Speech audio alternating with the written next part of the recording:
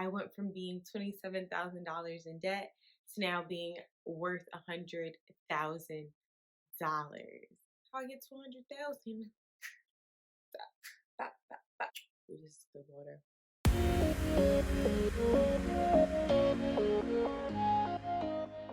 What up, what up, what up, what up, what up? It is Misha B here, back at it again with another video, and I am proud to say your girl is worth 100K. Well, we already know I'm worth more than that, but according to my assets subtracted by my liabilities, that is how much I'm worth. And I'm super excited to come here and report that all to you, and really talk about the steps that got me here and how I went from being $27,000 in debt to now being worth $100,000.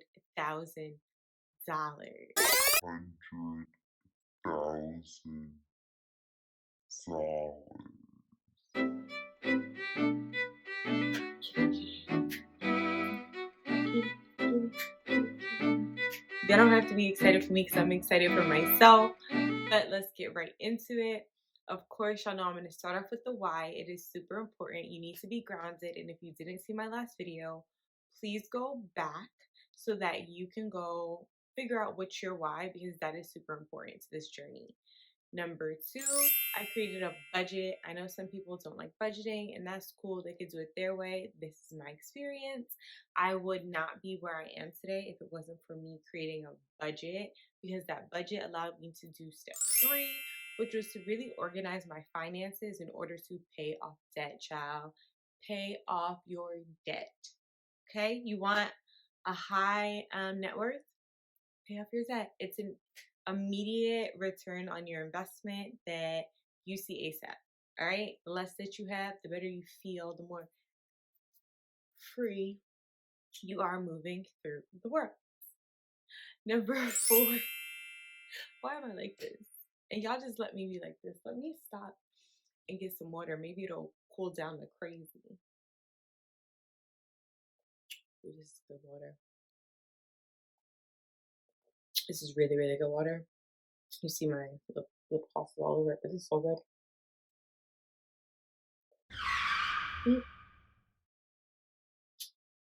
Let me cover the bottom because this was not sponsored.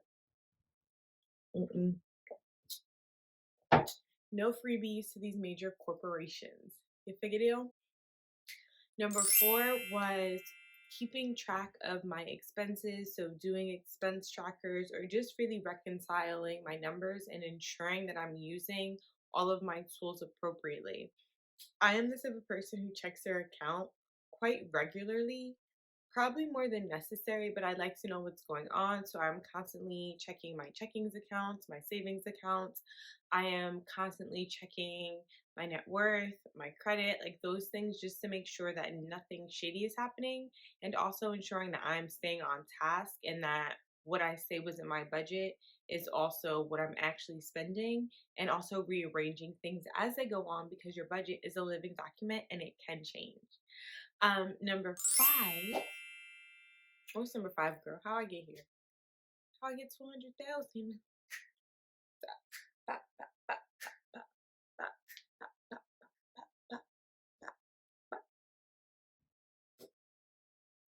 Oh no, girl. I'm not even wearing any earrings, y'all. That's how you know I was excited to come on here. So let me just cover my ear. Keep it real cute. So as I say, I check my spending, make sure that I'm staying in alignment. So it's important. So I'll just repeat that point again. So make sure that you're tracking your spending to ensure that you're moving in alignment and that it is matching up to your budget. And if it's not, you can readjust and course correct. So I really suggest at least once, I'm gonna say once a week, especially when you start this journey, once a week doing some type of expense tracker to making sure that you're doing what you said you were gonna do. Okay. This also allows you to prioritize your spending. This is number five, prioritize your spending.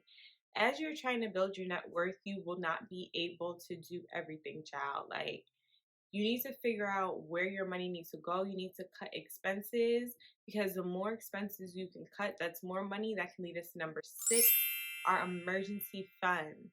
Now, the best rule of thumb is that you want your emergency fund to be anywhere from 3 months to 6 months. 3 months if your job is super, super secure and you are sure that you ain't getting fired, child, or if you do get fired or quit, because you know we do that too when people don't treat us right, you will be able to find another job fairly quickly. So, for an example, I'm a special education teacher in New York. There is always a special education shortage in New York City specifically, and in a lot of places around the country. So it is a great license to have because I can literally teach any subject in high school. Therefore, it's really marketable, and people are always looking to snatch us up. Plus, it's a lot of work, so a lot of people don't go into that concentration or that specialty because, child, it's a lot. They need to pay us more, but that's a whole nother video for a whole nother day. Then you have 6 months. 6 months is more if your job is, like you're not 100% sure, but we're just gonna go with 6 months. Or if you are someone who is risk averse, like me, I have a 6 month emergency fund, even though my job is secure, because I want that extra security that if things don't go the way I plan, I'm good, good. Okay, not just good, but good. So 6 months, more so if your job has a little bit more instability in terms of you being able to find a new position quickly. Now, on average, it takes somebody, at least in the US, prior to COVID, about 3 months to start a new job, from applying to interviewing to going through the hiring process to getting that first paycheck. So that's about a 3 months period. So that's why they say anywhere from 3 to 6 months. Now, if you work in a field that has no type of security, you might want to do a 1 year emergency fund, especially from what we saw after the recession back in the day. Now, that wasn't my truth. I was still in high school when the Great Recession happened, but I definitely remember reading stories and still hearing about them now as there's rumors about what's going to happen with our financial future in these next couple of years, of it taking people a year to find a job. So, depending on where you are, you make the best determination of how much of an emergency fund you should have, whether it's 3 months, 6 months, a year, or even more, depending on where you are in your life. Again, for me, 3 months would be safe, but 6 months is good, good. So, child, right? Like, instead of new, right? They call me new because I'm always rocking the new ish. I want to have that good ish. Okay, so that good emergency fund for me is 6 months, which rolls us right to, are we in six? Are we in 5, 7?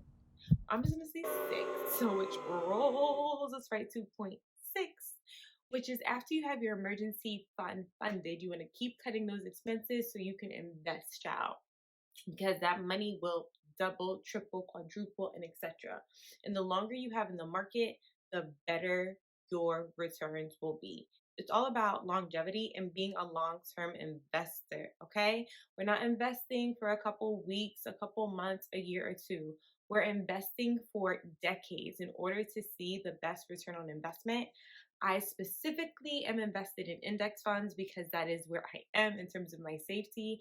As you all know, I am big on the FIRE movement, financial independence, retire early, and have recently switched over from the Dave Ramsey camp to the FIRE community. And with the FIRE community, a lot of those folks use index funds, specifically Vanguard Total Stock Market. So that is what I do because, like I told y'all before, if you see a lot of people are where you want to be, take heed. So I took heed. I read so many books, listened to so many podcasts, and came up to the same conclusion, which was for me, index funds were the best bet.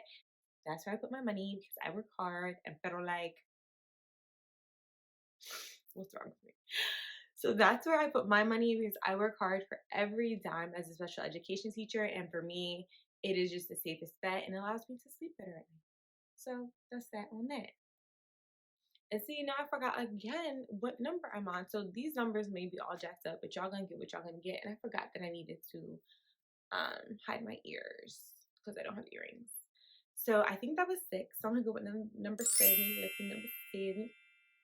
7, 7. We rock 7, 7, And number 7 is, hey y'all, present day Misha doing some editing. And I did all of that just to be wrong. We're on number 8, y'all. 8 is, although I've reached this milestone, is to keep pushing. Also looking at what I can do in my future. So I do not qualify for an HSA. If you do not know what that is, please Google it. But this year, upcoming year, I want to invest in a flexible spending plan, which is FSA, which allows you to use your pre-tax dollars in order to buy things related to your health and wellness. So some examples of that could be your copays if you have one. I do not, so that won't be going there. But it could go to like a chiropractor. It can go to buying your menstrual pads or tampons or cups, right? Different things like that. It can go towards condoms for those of you who are sexually active. Safe sex is the best sex, y'all. That is a sexual education teacher in me, right? And really thinking about everything with a lot more intention. As many of you know, I plan on buying a new car come January 2021. I will be finally done with this lease, child. I have wasted $12,000 to really rent a car for 3 years. I will never do that again. And that was a lesson. And I'm glad I learned it with only $12,000 and like didn't try to lease like a Beamer or something, because then I would have really been sick. Anyway, um, I am able to now plan ahead with intentionality in order to ensure that my net worth is growing. So that looks like me creating a sinking fund in my budget where I put a certain allotted amount each month away into this specific car fund so that when it's time for me to buy my new car, I can do it in cash money, baby. Cash money, baby. Cash money, baby. That's so cute. And then number 8, which really should be number 1 to me, in terms of, if you know the reference, you know the reference. R.I.P. Biggie. BX is out here, but BK, it's the Brooklyn way. I never lived really in Brooklyn. Like I lived in Brooklyn for like 6 months. So much love, like show love. It's the Brooklyn way. But shout out to the X, because that's what we are. Anyway, number 8, which is really number 1, is to stay prayed up. I cannot tell you how grateful I am to God for allowing me to be a steward of this amount of money. I cannot tell you how thankful I am for Him to trust me with His worldly treasures. And and I talk about this all the time, like my personal finance journey has brought me closer to God. I don't feel like I had the discipline and obedience necessary. When I was younger, I was like, a Christian, but like,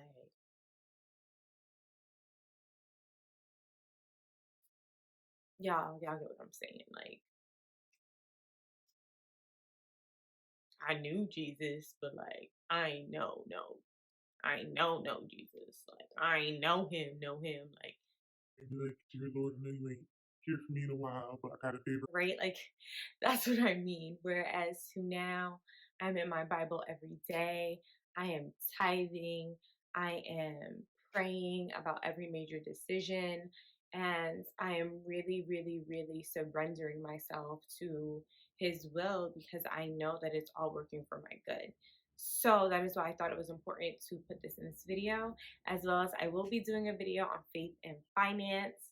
But I just felt it on my heart to share that with you all in terms of what I'm doing, uh, or what I did to get to 100K.